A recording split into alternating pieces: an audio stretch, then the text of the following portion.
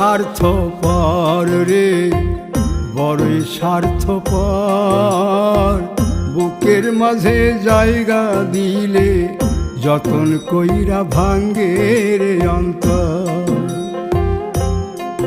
মানুষ বড়ই স্বার্থপর রে, বড়ই স্বার্থপর।